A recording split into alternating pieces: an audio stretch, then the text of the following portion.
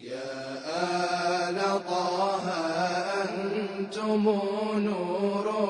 لنا والشمس منكم تستمد سناها الخير كل الخير عند ولائكم وبكم نجاة النفس حين رداها.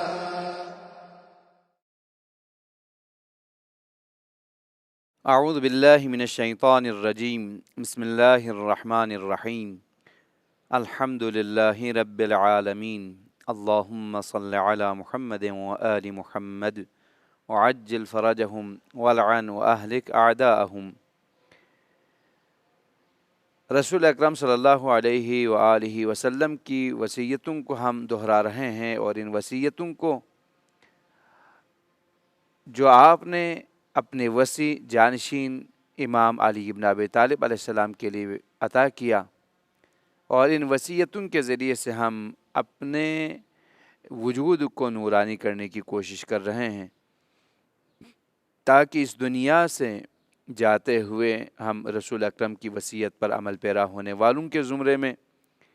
اس دنیا سے چلے جائیں، اور رسول اکرم صلی اللہ علیہ وآلہ وسلم کے حضور جب وارد ہوں اس وقت بھی ان وصیتوں پر عمل پیرا ہونے والوں کے صف میں شامل ہوتے ہوئے حاضر ہوں۔ دوستو، آج جس وصیت کو آپ کی خدمت میں پیش کرنے جا رہا ہوں، اس وصیت کی کچھ وضاحت اس طرح سے ہیں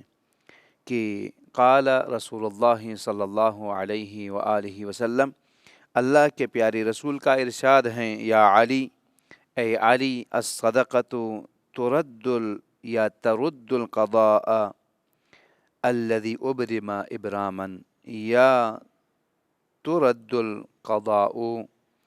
الذي ابرم ابراما۔ اے علی،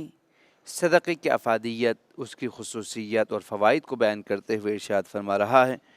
کہ صدقہ ایک ایسی چیز ہے جو حتمی فیصلوں کو بھی بدل دیتا ہے۔ اللہ تعالیٰ نے اس بندے کے حوالے سے ایک فیصلہ کیا ہے کہ اس نے ایسا ہونا ہے، اس کے لیے ایسا کرنا ہے، مثلا اس کے لیے جو موت ہوگی فلان تاریخ کو اس دنیا سے لوٹ کے جانا ہے۔ لیکن اگر یہ شخص صدقہ دے دیں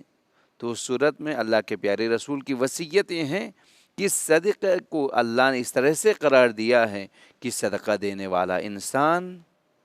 اس حتمی فیصلے کو بھی بدل سکتا ہے اس صدقے کی برکت سے، صدقے کے ذریعے سے۔ اور یہ وہی بات ہے جو اللہ کے پیارے رسول کی وصیت میں جب اللہ کا رسول ارشاد فرما رہا ہے تو اللہ اپنے فیصلے کو بدل رہا ہے، اس لیے کہ جب تک اللہ نہیں بدلے گا اس وقت تک رسول اکرم ارشاد نہیں فرماتا۔ جب ارشاد فرما رہا ہے تو اس کا مطلب ہے اس صدقے کے ذریعے سے انسان اپنی موت کو بھی ٹال سکتا ہے۔ صدقہ خصوصاً انسان اپنی زندگی میں ہر روز صبح جب نیند سے بیدار ہو جاتا ہے تو صدقہ دیا کریں۔ دوستو، صدقے کے لیے ضروری نہیں ہے کہ ایک بہت سارا مال انسان صدقے کے طور پر عطا کرے، نہیں، ہر وہ چیز جو انسان اپنی بساط کے مطابق، اپنی وسعت کے مطابق، اپنی مال دولت یا جسمانی جو حالات ہیں، معاشرتی جو حالات ہیں اس کے مطابق، کہیں پہ کسی کو کوئی کھانا کھلا دیا، کہیں پہ کسی کو کوئی چائے پلا دیا، کہیں پہ کسی کو کوئی 1 روپیہ دے دیا، بہرحال جس طریقے سے بھی وہ دینا چاہیں صدقہ شمار ہوتا ہے۔ اور دوسری بات جو یہاں پہ بیان فرما رہا ہے صدقے کے اعتبار سے کہ صدقہ ضروری نہیں ہے کہ ہمیشہ صدقہ پیسے ہی ہوں، بلکہ صدقے کے لیے علماء نے تفسیر کرتے ہوئے کچھ صدقے کے مصادیق کو بیان فرمایا ہے۔ آئے ہم ان کو دہراتے ہیں تاکہ مومنین ان سے استفادہ کریں۔ سب سے پہلا یہ کہ جو ہم میں سے ہر ایک اس سے آشنا ہے، مال سے صدقہ دے دینا۔ اب مال سے جو صدقہ دینا ہوتا ہے، انسان کے پاس جو مال ہے وہ صدقے کے طور پر دینے میں ہر ایک اپنی وسعت کے مطابق، البتہ یہ جان لیجئے گا جب آپ نے دینا ہے کسی چیز کو اللہ کی راہ میں، اللہ کے اطاعت میں، تو اس صدقے کو دیتے ہوئے جو کچھ آپ کو عطا ہوا ہے اس کے حساب سے دیا جائے۔ میں اپنی زبان میں اگر عرض کرنا چاہوں تو آپ جو کچھ اللہ نے جتنی مقدار میں آپ کو عطا کی ہے اسی مقدار کے تناسب سے دیا جائے، نسبت سے دیا جائے۔ اگر آپ کو جو عطا کیا ہے اس کا آپ 1% ادا کریں تو شاید جس شخص کے لیے جو ماہانہ اس کی جو آمدنی ہے 1000 روپیہ ہو تو اس کے لیے 1% بہت کم بنتا ہے، اور جس شخص کی ماہانہ آمدنی 1,00,000 روپیہ ہے اس کے لیے 1% کچھ مقدار زیادہ بن جاتا ہے۔ اب جتنا عطا ہوا ہے اسی حساب سے تناسب میں دی جائے۔ قرآن کی آیتوں کے اندر مما رزقناہم ینفقون، جو کچھ ہم نے رزق عطا کیا ہے اس میں سے خرچ کرتا ہے، اس میں سے خرچ کرنے والوں کے لیے کہیں پہ متقین، کہیں پہ مومن، کہیں پہ اللہ کے چاہنے والے، اس طریقے سے اس کو القاب دیا گیا ہے۔ صدقہ جس کا دوسرا مصداق ہے وہ مقام اور منزلت کا، منصب کا صدقہ۔ آپ ایک ایسی جگہ بیٹھے ہوئے ہیں جس پر آپ کے اس منصب پر آپ کے لیے کہیں پر کسی مختلف جگہوں پر لوگوں کے سامنے آپ کے لیے ایک وجاہت ہے، عزت ہے، مقام ہے، مرتبہ ہے۔ اس مقام سے اگر آپ صدقہ نکالنا چاہیں تو جس حد تک آپ کچھ عطا کر سکتے ہیں، جہاں جہاں پر آپ کسی کی سفارش کر سکتے ہیں، جہاں جہاں پر آپ لوگوں کے مسائل کو حل کر سکتے ہیں، وہیں پر اسی نیت سے کہ میں اس عہدے اور منصب کا صدقہ دے رہا ہوں، یہاں پر فلان مومن اور مشکل میں پڑے ہوئے انسان کی مدد کر سکتا ہوں، اس لیے کہ میرے پاس منصب ہیں، میرا ایک دستخط، میرا ایک ٹیلی فون، میری ایک گفتگو کسی صاحب منصب سے میرے اپنے منصب کا صدقہ کہلاتا ہے۔ اس لیے کہ رسول اکرام اسلام صلی اللہ علیہ وآلہ وسلم کا ارشاد ہے کسی اور جگہ پہ، آپ فرماتے ہیں کہ بہترین اور سب سے بڑھ کر جو صدقہ ہے وہ زبان کا صدقہ ہے۔ یہ کیسے ہو سکتا ہے؟ سوال ہوا، وہیں پہ پوچھا گیا، اے اللہ کے پیارے رسول، زبان کا صدقہ کیسے ہو سکتا ہے؟ تو آپ نے فرمایا کہ کسی کے لیے واسطہ بننا، کسی کا شفیع بننا، کسی کے لیے سفارشی بننا، کسی کے مشکل کو حل کرنے کے لیے قدم بڑھانا۔ مثلا کوئی شخص کسی جگہ پہ بے گناہ زندان میں پڑا ہوا ہے، آپ کے پاس عہدہ ہے، آپ کی زبان چلتی ہے، آپ کے لیے لوگ قائل ہیں آپ کے منصب اور عہدے اور آپ کی شہرت کے، اس وقت آپ اپنی زبان کو چلائیں تو پھر اس بے گناہ اسیر کو آپ چھڑوا سکتے ہیں، اس کی رہائی کا سبب بن سکتا ہے۔ یا آپ کوئی ایسا شخص جس کا جان خطرے میں ہے، اس کا مال خطرے میں ہے، اس کی خون بہایا جا سکتا ہے، اب آپ اگر جا کے گفتگو کریں اور ان سے معافی طلب کریں، ان کے درمیان صلح کرائیں تو اس کا خون محفوظ رہ سکتا ہے، اس کے اموال محفوظ رہ سکتا ہے۔ تو اس کا مطلب ہے کہ آپ آگے بڑھیں گے اپنی زبان کے ذریعے سے صدقہ دیتے ہوئے، زبان کا صدقہ آپ ادا کریں گے تو ان کے خون بہنے سے بچ جائے گا اور ان کے مال و دولت ضائع ہونے سے بچ سکتا ہے۔ اسی طرح سے کوئی شخص کسی مومن کے حوالے سے کوئی غلط گفتگو کرتا ہے، آپ اپنی زبان کے ذریعے سے اس مومن کا دفاع کرتے ہوئے اس سے اس تہمت کو، اس سے اس غیبت کو، اس بہتان کو آپ ہٹا سکتے ہیں۔ یہ زبان کا صدقہ کہلاتا ہے۔ اب دیکھیے ہر چیز کے لیے ایک صدقہ ہے۔ اسی طرح سے صدقہ کے مصادیق میں سے ایک مصداق اظہار نظر، یعنی جب آپ سے آپ کا مومن بھائی آئے اور آپ سے مشورہ چاہیں تو مشورہ دیتے ہوئے آپ صدقہ دے رہے ہیں، اس لیے کہ آپ کے افکار، آپ کی سوچ، آپ کی تجربے جو آپ اپنی زندگی میں کر چکے ہیں، اس موقع پر ایک انجانے کو ناتجربہ کار شخص کے لیے آپ کا تجربہ کام آ سکتا ہے۔ ایک ایسا شخص جس کی زندگی میں یہ مصیبتیں نہیں آئیں، اس کو یہ فکر کرنے کا موقع نہیں ملا، غور و فکر کا، آپ نے غور کیا، فکر کیا اور اس کو بہترین مشورہ دے دیا، یہی صدقہ ہے۔ رسول اکرم صلی اللہ علیہ وآلہ وسلم کا یہ ارشاد فرماتے ہیں کہ ہر وہ شخص جس کے پاس کوئی علم ہو تو وہ اپنے دوسرے وہ افراد جو علم سے نا آشنا ہیں، نا بلد ہیں، دور ہیں، ان کے لیے علم کا صدقہ پیش کریں، ان کے لیے مفید مشورے دے دیں، ان کی اصلاح اور رہنمائی کے لیے جو کچھ آپ کے علم سے ہو سکتا ہے بیان فرمائیں، یہ ہے صدقہ۔ اسی طرح سے صدقہ یہ بھی ہے کہ انسان لوگوں کے درمیان صلح و صفائی کے لیے قدم بڑھائیں۔ بہت سارے جگہوں پر فتنے، فساد اور مشکلات، لڑائی جھگڑے، جہاں پر آپ واسطہ بن سکتے ہیں اور واسطہ بننے کی وجہ سے درمیان میں آ کے صلح صفائی کے لیے قدم اٹھانے کی وجہ سے وہ فتنے خاموش ہو سکتے ہیں، تو یہ بھی صدقہ ہے۔ اور اسی صدقے کے مصادیق میں سے ایک مصداق انسان کا اپنے علم کا اظہار کرنا، ہر اس فرد کے لیے جو علم حاصل کرنے کے لیے تشنا ہے، جو علم حاصل کرنا چاہتے ہیں،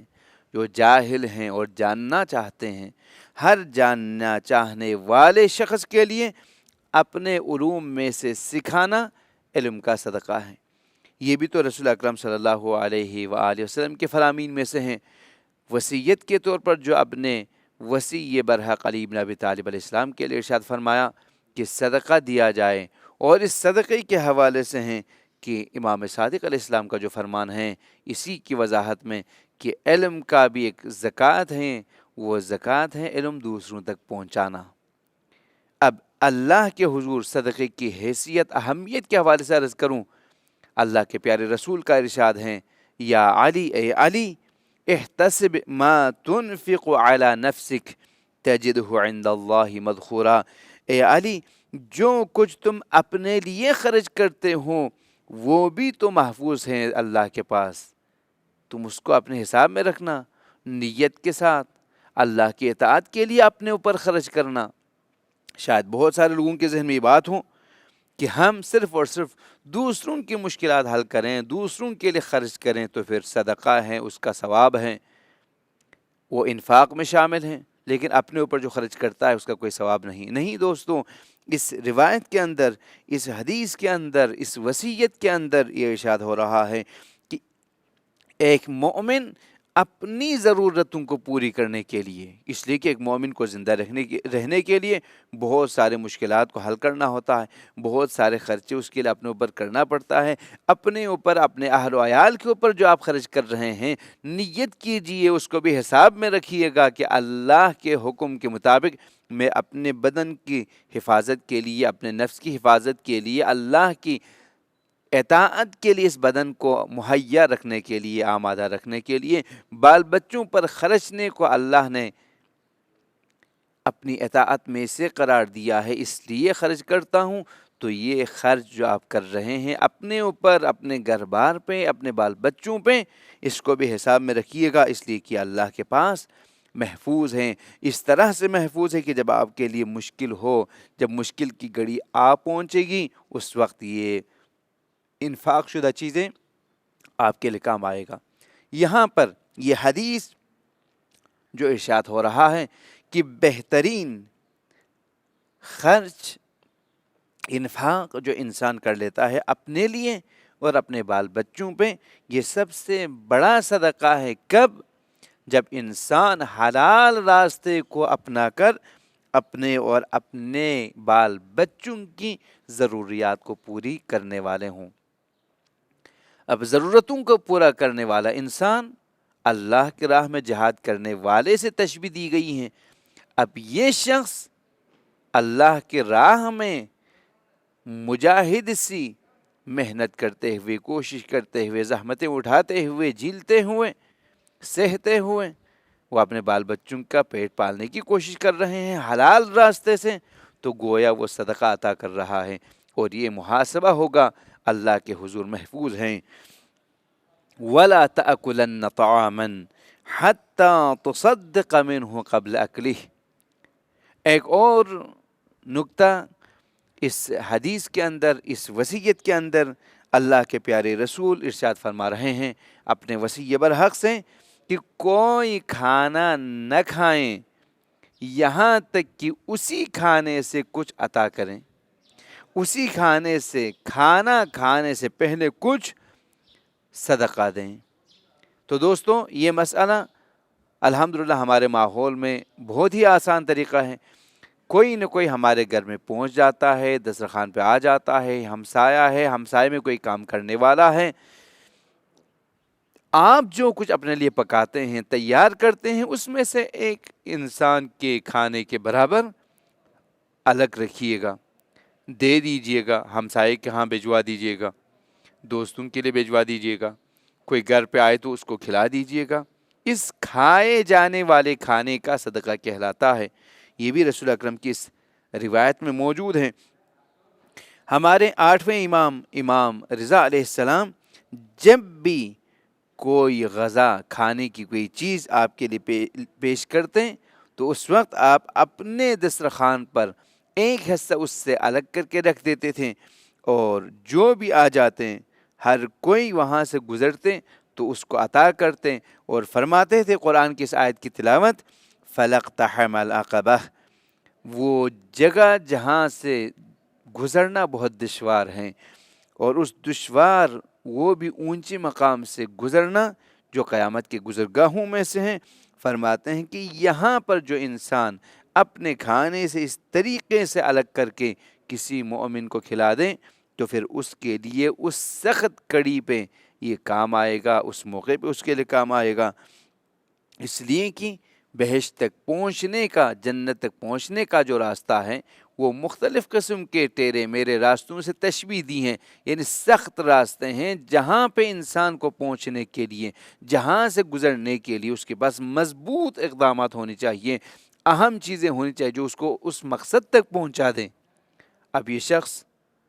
اپنی حفاظت کرنا چاہتا ہے تاکہ وہ وہاں سے گر نہ جائے، تو کیا کیا جائے؟ تو فرماتے ہیں ان میں سے ایک کام یہ ہے کہ وہ اپنے کھانے پینے والی چیزوں میں سے بھی عطا کرتے جائیں، بخشتے جائیں۔ کیوں؟ اس لیے کہ آیت کی روح سے ان سخت مقامات سے گزر کر بہشت تک پہنچنے کے لیے فک رقبۃ او اطعام، یا کسی غلام کو آزاد کریں، کسی گرفتار شخص کو رہائی دلا دیں۔ غلام جب لفظ استعمال ہوتا ہے تو سابق گزشتہ زمانوں میں کنیز ہوتے تھے، غلام ہوتے تھے، ان کا آزاد کرنا مقصود ہے۔ یہاں پر کسی بھی مشکل کو حل کریں تو اللہ اس ثواب سے اس انسان کو بہرمند فرماتا ہے۔ کسی بھی مومن کے کندھے پہ جو ذمہ داری ہے، مشکلات میں جو پھنسے ہوئے ہیں، اس کی مشکلوں سے پردہ اٹھانا، اس کی اس مشکلات کو حل کر دینا، ان مشکلات کے اندر اس کے لیے معاون ثابت ہونا، مددگار ثابت ہونا، اور اس کے ساتھ فرماتے ہیں یا کھانا کھلانا، او اطعام، یا کھانا کھلانا۔ تو کھانا کھلانے سے مراد یہاں پہ امام رضا علیہ السلام فرماتے ہیں مراد وہی ہے کہ انسان کھانا کھاتے ہوئے اپنے کھانے کا ایک حصہ الگ کریں اور آنے والے کسی مومن کے لیے عطا کریں۔ ارشاد ہو رہا ہے اے علی، یا علی لا خیر فی القول الا فی العمل، ایک حدیث ہے، طولانی حدیث، اس میں سے ایک جملہ اسی صدقے کے بارے میں ہے، ولا فی الصدقۃ الا مع النیہ، کوئی بھی نیک کام، کوئی بھی خیر، نیکی بات کرنے میں موجود نہیں ہے، اگر ہے تو اس بات پر عمل کرنے کے ساتھ اس کے اندر خوبی موجود ہے۔ اگر آپ یہ دیکھنا چاہیں کہ باتوں کے اندر کتنی خوبی، نیکی موجود ہیں، تو دیکھیے گا کہ یہ شخص کتنا اپنے اس بات پہ عمل کرتا ہے، جتنا عمل کرتا ہے اتنا ہی ان باتوں کے اندر خوبی موجود ہے۔ اسی روایت کے ذیل میں ارشاد فرماتا ہے وَلَا صَدَقَةَ وَلَا فِي الصَّدَقَةِ، اور صدقہ کے اندر بھی کوئی خیر و خوبی نہیں ہے، اگر ہے تو إِلَّا مَعَ النِّيَّةِ، مگر یہ کہ نیت کے ساتھ، اس کی نیت اچھی ہو، نیت اللہ کے اطاعت میں ہوں۔ اللہ کے اطاعت کے ساتھ ساتھ اس کی نیت جب صاف ہوگی تو اس نیت کے ذریعے سے اس کے صدقے کے اندر جو کمالات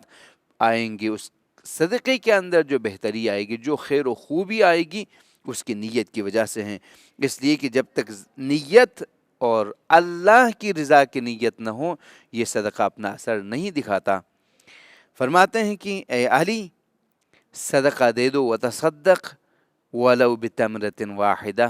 اگرچہ ایک خرما ہی کیوں نہ ہو۔ اس لیے کہ بہت سارے ہمارے چاہنے والے ہیں، جاننے والے ہیں، مومنین ہیں جو کچھ نہیں دے سکتے۔ ان کے ذہن میں بات یوں ہے کہ میں 1000 روپے نہیں دے سکتا ہوں، لیکن وہ شخص ایک عدد خرما تو دے سکتا ہے، کھجور تو دے سکتا ہے۔ وہ شخص ایک عدد مختصر سی چیز جو اپنے گھر میں ہو وہ تو عطا کر سکتا ہے۔ بس صدقہ دینا نیت کے ساتھ اس کی اہمیت ہے، مقدار کی اتنی اہمیت نہیں۔ جو جتنا عطا کرے اتنا ہی وہ اس کا ثواب پائے گا۔ اور آخری جو بات وہ یہاں پہ جو عرض کر رہا ہوں وہ یہ کہ اما الصدقۃ فجہدک حتی یقول قد اسرفت ولم تسرف، کتنا دیا جائے؟ تو فرماتے ہیں صدقہ دینے میں اتنی کوشش کیجئے، اتنا دینے کی کوشش کیجئے، یہاں تک کہ لوگ کہنے لگے کہ یہ شخص اسراف کر رہا ہے۔ لیکن جان لیں اے علی، صدقہ جتنا بھی دیا جائے اس کے اندر کوئی اسراف نہیں ہوتا۔ پروردگار ہمیں ان احادیث پر، اس وصیت پر عمل پیرا ہونے کی توفیق عطا فرمائے۔ والسلام علیکم ورحمۃ اللہ وبرکاتہ۔